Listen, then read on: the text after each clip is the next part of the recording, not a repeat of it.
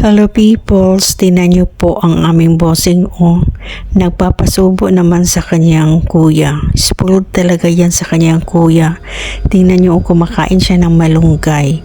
Yan ang favorite ng gulay niya. Malunggay, cabbage, lettuce at saka kalabasa. Mingoy, sniffing lang ha. Huwag i-open. Hindi atin yan. Hindi pa dumating ang may-ari ng parcel. Anyway, ni minsan hindi po siya nagkakalkal ng mga parcel. Hindi niya ino-open yan. Hanggang sniff lang yan. Yan lang talaga ang gawain niya. Masunuring pusa yan si Mingoy. Ang dahil dumating na ang may-ari ng parcel at pinayagan tayong i-open ang kanyang mga orders. Samahan niyo ako guys dahil kahit ako nag-isip kung ano kayang mga to.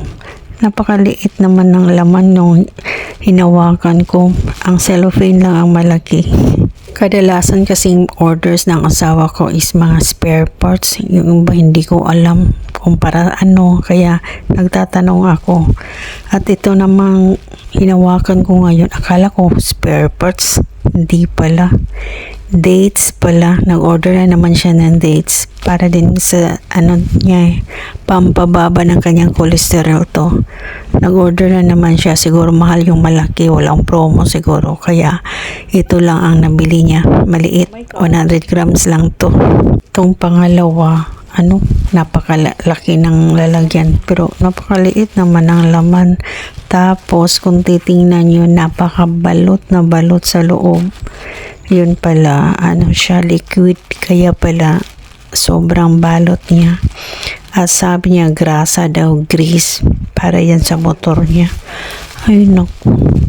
Ang grasa pala ngayon, binibili na.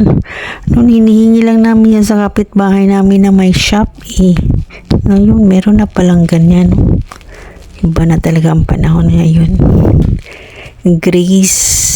Binibili na at saka tingnan nyo ang lalagyan, para lang itong lalagyan ng tawas, pero iwan ko almost 100 na to. Lahat na talaga ng mga bagay ngayon halos talaga binibenta na, wala nang hingi-hingi. Baligya na day, wala na yung uso karon ang hihingi og grasa, tanan negosyo na.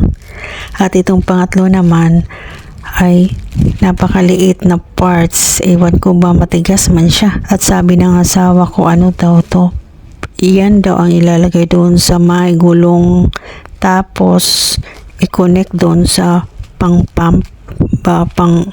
air pump para ang gulong malagyan ng hangin. Ganun lang. Ganyan siya kaliit. Akala niya malaki daw.